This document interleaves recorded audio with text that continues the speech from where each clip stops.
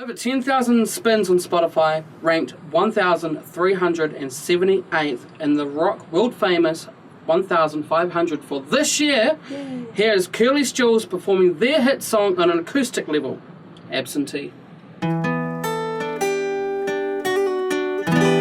We've been lying here for hours, only a foot away, your restless breath disturbs me. No conversation, there's a sadness in this dark room. I feel removed from all I used to have to keep my mind together. Give me some answers to these questions that are plaguing me. These long equations with no answers, are you blaming me?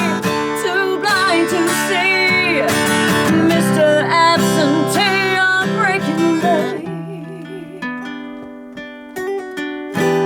I am here, but you don't see me. Only a foot away, it may as well be 80 miles. No observation, there's a fierce sweat running down these walls. I am impatient with no answers, nobody's listening to my calls. Give me some answers to these questions that are plaguing me.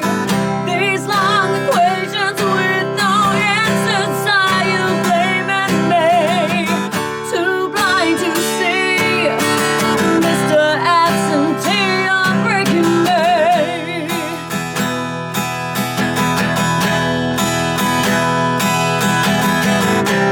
How can a half-person function in a half-life? Somebody please inform me, how the hell am I going to survive? Too blind to see, Mr. Absentee, you're breaking me.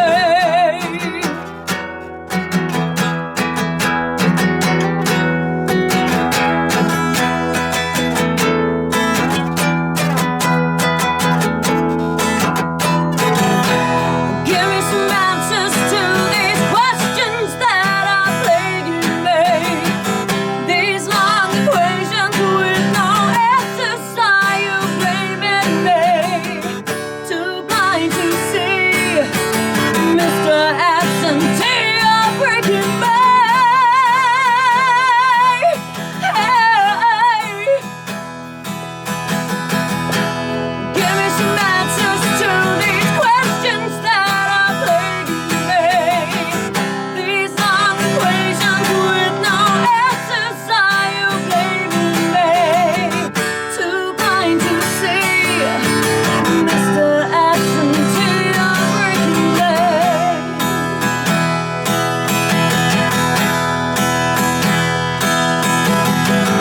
Too blind to see, Mr. Absentee, you're breaking me.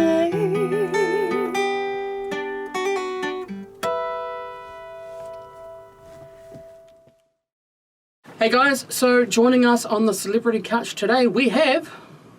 I am Joe, Hey, I'm Aaron. and we're from Curly's Jules. So 8 years ago, Curly's was formed. How did Curly's come about? Well, okay, so it started off from me putting a post up on Facebook because I decided I needed to do some form of musical stuff, rock music based stuff. So put it out saying, oh, could we do some covers, someone who can play guitar. Aaron put his hand up and we did some acoustic rock covers for quite some time, but we needed to have a name to put on Facebook because back then it was, 8 years ago, we were learning.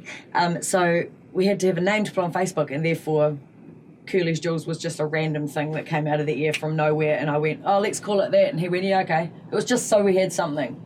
And then eventually we sort of formed into a full band of four with Corey and Andy joining along, thank God. And then the name just stuck. We kept going with it, and it's probably not the best name in the world, but the Foo Fighters probably didn't think theirs was so great either, you know. So it's all right. It works because people get frustrated with the no grammar in it and that sort of thing. So it's good. So talking about the name, who's Curly, and why'd you focus on his jewels? Well, as I say, it was a random thing. I don't know if I saw someone walking along with a nut hanging out or something that day, but I was in the mall, and so you see some strange people. Maybe that's what sparked it off. I don't know. But Weren't you in a warehouse? I was in a changing room. Yeah. I was in a changing room and trying to get back and going, oh, I don't know, just that'll do. So what has been the weirdest moment with a fan? Oh, man. None that involved me, right? Not so far. The weirdest moment with a fan. We could always talk about what happened at Villainy. Oh, good Lord. Yeah, I don't know if she is a fan now, but we saw some interesting stuff at the front of stage with Alas. Whilst Villainy were playing, we were side of stage, and we played with them a few years ago, and watching Alas in the front row getting her on with a random guy, laying back on the stage with poor Neil looking down at the act. So that was kind of a weird moment. That would be the randomest thing I've seen. Yeah, definitely the most interesting one so far. So that's the most interesting thing you've seen, but what about when it's affected you guys, like your fans? As a Has fan? been a weird moment with you and your fan? Probably Wanganui.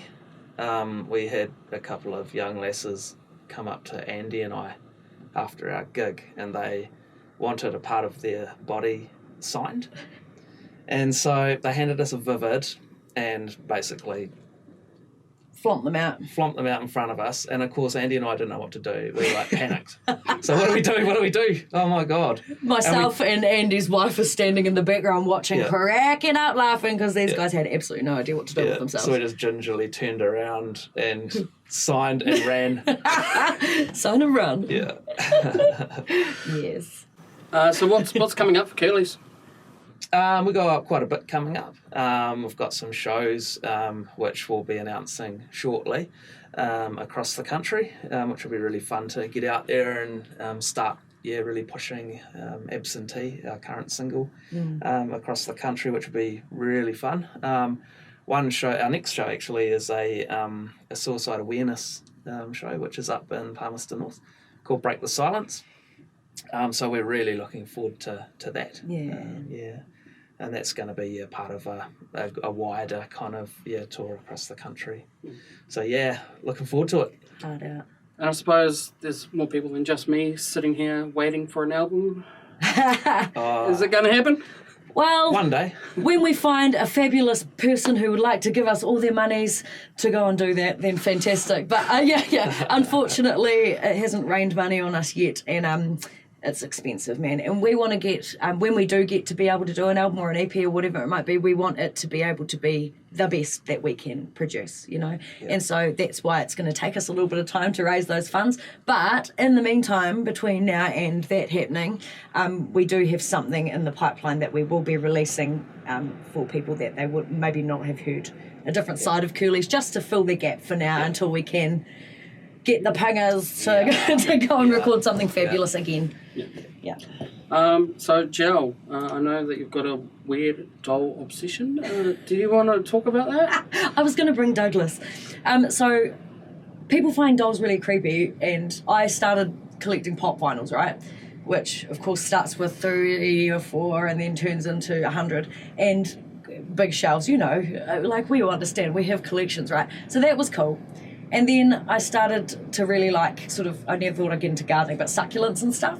And they're the only thing I don't kill. So I thought, I'm not going to chop the heads off any pops because they cost too much, but I started to upcycle dolls and stuff from trash to treasure and sticking plants in them. So that's kind of where that's gone, and now it's turned into this huge ensemble in my shed that I'm in all the time, dismembering dolls, and I'm the creepy woman who goes to op shops and rummages through kids' toys and stuff. There are like doll arms and heads and legs everywhere. Yeah, That's but it's crazy. good. It's amazing how many people into ridiculous oddity though, because people come and buy this stuff from me. It's fabulous. I love it because I meet these people and think, great, there are more of us in the world, you know? Yes. So it's good. It's going well, mate. So, talking about pops. Yes. Box or out of box? Out of box. Oh, yes, I knew that would upset the world. You know what, man? I am all about it, living in the now, and I have one life, and if I want to get bloomin' Slash out of his box and stare at his tattoos, in fact, we took Slash to AC/DC with us. We took him to Gunners, actually. Okay, far out, Gunners. It'll probably be a bit strange if we're taking him to AC/DC. Yes. Yeah, what is this guy doing here? Sorry, to Gunners. We took him because you want to see what's around. You need to see Amy Winehouse's tattoos in there. You can't see them if they're in the box. And Aaron, you've also got a bit of a hobby. It's a bit more sensible than carving up dolls. So why don't you tell us about your plane craftsmanship? Oh, yeah. So I grew up, started building model aircraft as a kid, as a lot of people do when they're younger. I'm not sure if they do anymore because it's all about PlayStation and Xbox and that. And I never grew out of it and just kept building models. So I've hundreds of little plastic models everywhere in the house as well, like gels, pops. So we just have a house full of little knacky kind of things. It's a weird place. It's a great place, but it's a weird place. Yeah.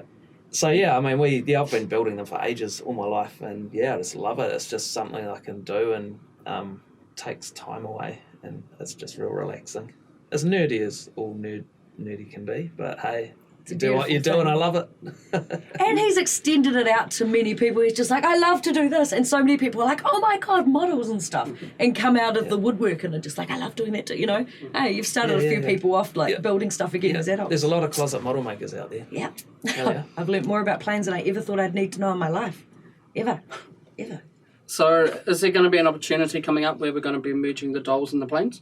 Oh man! If I start sticking stuff in his planes, I don't think he's going to be too happy. I tell you what would be cool though is if we had our stage set up with just like hundreds of planes hanging from the ceiling above the drums, and it'd be awesome. And the dolls at the bottom, right? Yeah. This is his dream, you see, because I bring my pops quite often to our shows.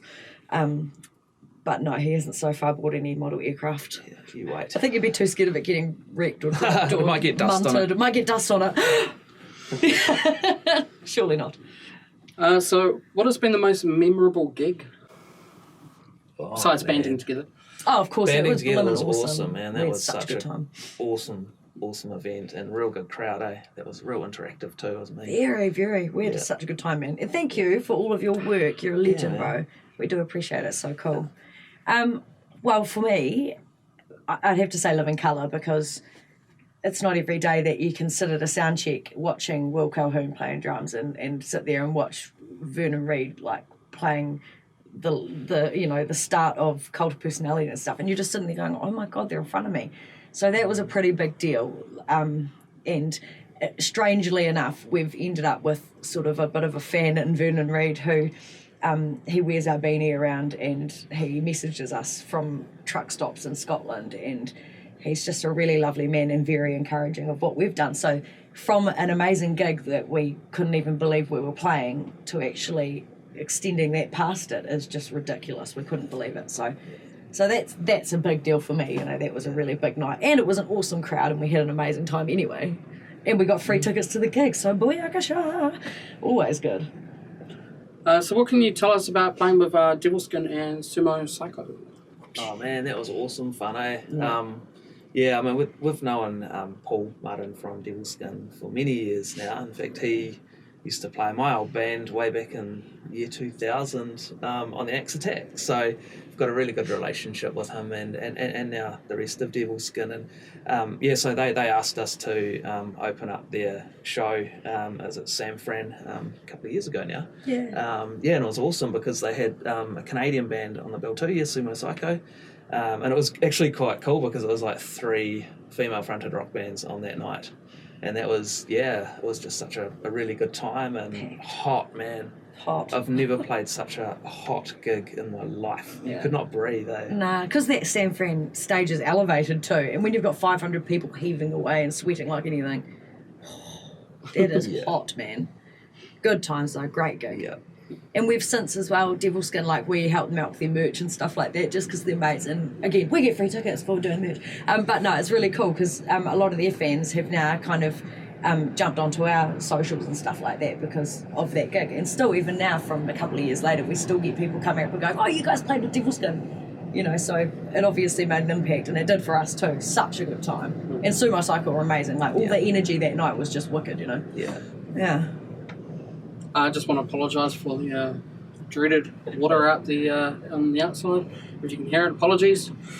Adds to the atmosphere. Oh, yes. Yeah. So what would you guys say to an aspiring musician? I mean, I suppose you guys are still aspiring and trying to build the ladder. So I suppose you never stop. Yeah. So what do you guys constantly tell yourself that might benefit someone else? Enjoy it. Just keep enjoying it. I think for me personally on guitar, I love playing guitar, obviously, but it's the performing which is the best part of it, for me. And it's like, hey, if I don't perform, I don't get any enjoyment out of playing guitar. It's a weird sort of little cycle. So I always tell people, hey, just keep at it. Just keep up with your passion. If it's making you happy, just keep doing it. Yeah.